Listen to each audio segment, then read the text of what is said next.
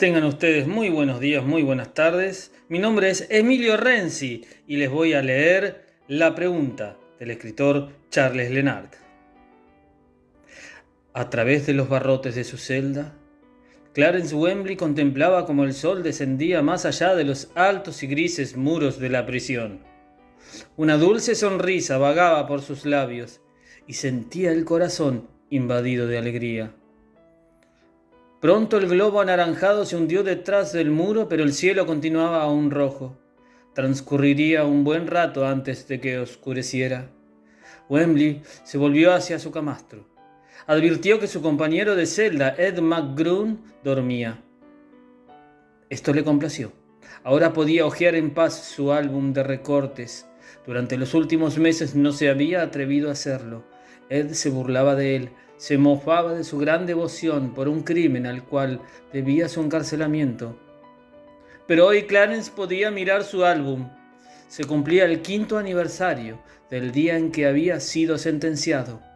«Solo me faltan 94 años para salir libre», pensó. Pero no, él sabía que esto no era verdad, solo le faltaban 16.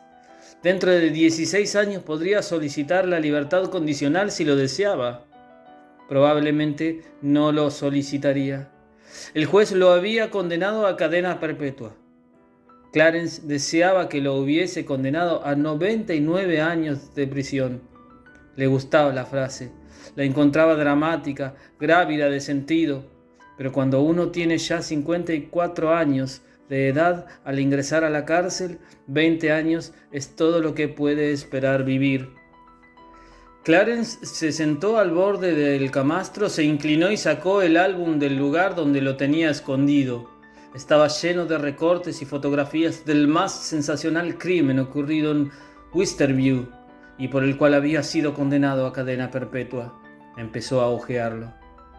El juez pudo fácilmente sentenciarlo a 99 años de prisión, como hubiera podido mandarlo a la silla eléctrica, porque el asesinato había sido particularmente brutal. La señora Wembley había sido golpeada sin misericordia hasta quedar muerta con un atizador.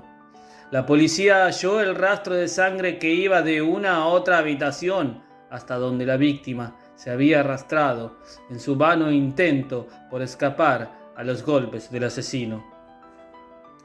Pero había otras consideraciones. Por ejemplo, no era ningún secreto en Wisterview que la señora Wembley era la peor y más regañona mujer que podía haber tocado en suerte a un hombre. El pobre Clarence, como sabía todo el mundo, incluso el juez Eggerly, su amigo personal, llevaba una vida de perros. En el fondo, todo el mundo tenía el convencimiento de que ella acabaría mal. Algunos llegaron a afirmar, después que habían presentido que Clarence la asesinaría algún día. Para el juez Eggerly hubiera sido una alegría poder dejar en libertad a Clarence. Incluso llegó a sugerir que debía considerarse como loco al acusado. En este caso, ningún jurado fallaría culpabilidad, pero Clarence rehusó. La reputación de arpía de que gozaba la señora Wembley fue una de las razones que podría haber llevado a una sentencia benigna. La otra, y más importante, fue el hecho de que si Clarence no hubiera confesado, el crimen no se había descubierto nunca. «Ni un solo momento sospecharon de mí», murmuró Clarence, mientras seguía dando vuelta a las páginas. «No, nunca llegaron a sospechar de él. Nunca creyeron que él fuese un hombre capaz de matar a su mujer. ¡Qué tontos!». Durante años y años había deseado matarla. Lo interrogaron. Claro está. Establecieron casi exactamente la hora en que se había cometido el crimen y preguntaron a Clarence dónde se encontraba cuando su esposa fue asesinada. Él contestó que en el club. Como varios testigos corroboraron su declaración, se lo dejó en paz. Clarence oyó hablar al capitán y al teniente de la policía en una habitación contigua, pocas horas después del crimen. Habían estado ocupados tomando fotografías, buscando huellas digitales y husmeando de aquí para allá. «¿Y el esposo?», preguntó el capitán. «¿Puede haberla asesinado?». Es incapaz de matar a un mosquito», contestó el teniente.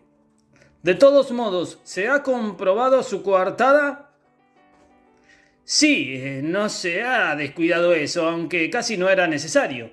4 socios del Club Atlético Wisterview juran que él estaba en el club 1 hora antes de cometerse el crimen y permaneció allí hasta 2 horas después de haberse perpetrado.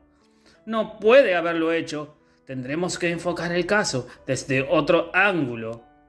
Clarence volvió rápidamente la página. El recuerdo de aquella conversación le era desagradable. ¡Qué estúpida había sido la policía! Tendrían que enfocar el caso desde otro ángulo. Aquellos tontos no habrían nunca solucionado el caso si él no hubiera confesado. Volvió otra página y apareció una fotografía, una tremenda fotografía. Parecía llenar toda la página de la Wisterview Gazette y al pie la estremecedora frase: el asesino confiesa en el juicio. Repito, el asesino confiesa en el juicio. La escena había sido realmente dramática. Allí estaba el presidente del jurado, en el momento en que acababa de leer lo que llevaba escrito en un pedazo de papel: asesinada por una persona o personas desconocidas. ¡Es mentira! ¡Yo la maté! ¡Yo la maté!, había gritado Clarence, levantándose. Durante meses no supo por qué había hecho aquello. Nunca habían sospechado de él. Inmediatamente después de la confesión, en medio del silencio y el estupor de la sala, Clarence no pudo añadir nada más para salvar su vida. Todos los ojos estaban fijos en él. Todas las bocas estaban abiertas, rostros atónitos e inmóviles. Sí, él había experimentado una especie de orgullo inconsciente. Había ocupado tan raramente el primer plano en la vida, pero aquello había sido algo único que no se repetiría jamás. Al principio, la incrédula y estúpida policía se resistía a dar crédito a su confesión, hasta que verificaron con más detenimiento su coartada, hasta que descubrieron un inexplicable periodo de media hora durante el cual Clarence podía haber ido del club a su casa y haber regresado al club. Y disponía también del arma y tenía un motivo de 30 años. Clarence dejó el álbum de recortes, se levantó y se dirigió lentamente a la ventana. Con sus suaves y delicadas manos se agarró a los barrotes. Contempló el cielo. Los últimos arreboles se desvanecían en el aire. Pronto llegaría la noche. Sonrió otra vez. Otros hombres en aquella misma prisión miraban a través de los barrotes de sus celdas y suspiraban interiormente. Deseaban la libertad. Pero esto era algo que él mismo nunca había conocido y por lo tanto no podía echar de menos. En cambio, había ganado otras cosas, entre ellas su trabajo en la biblioteca de la prisión. Amaba los libros. Y luego estaba el ambiente masculino de la prisión, que le gustaba, aunque a menudo fuese grosero y cruel. Pero, por encima de todo, ya no tenía que aguantar a su mujer ni a ninguna mujer. Allí, por fin, era un hombre entre hombres. ¡Oh, sí! Los demás prisioneros lo respetaban. En una ocasión oyó que un antiguo preso decía a un recién llegado, señalándolo con el dedo: ¿ves ese tipo bajito y calvo? Parece insignificante, ¿verdad? Pues has de saber que ese tipo, aunque parezca mentira, cometió el crimen perfecto. La policía nunca sospechó de él. Nunca habría solucionado el crimen. Pero confesó. ¿Por qué? No lo sé. ¿Por qué? ¿No se lo preguntas? Más de uno se lo había preguntado, pero Clarence, por toda respuesta, se había limitado a sonreír.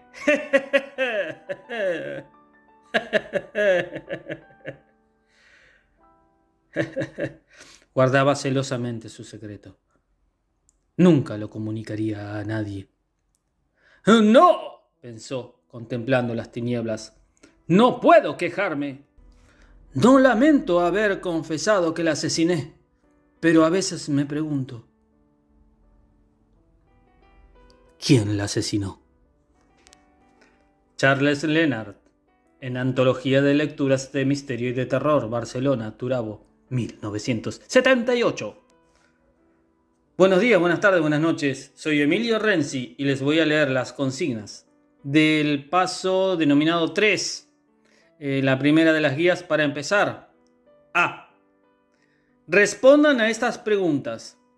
¿Cómo se siente Clarence en la cárcel? ¿Desea salir? ¿Cómo vivía cuando estaba en libertad? Yo no les digo nada. Justifiquen sus respuestas con citas del cuento. Obviamente rastrearán, ¿sí?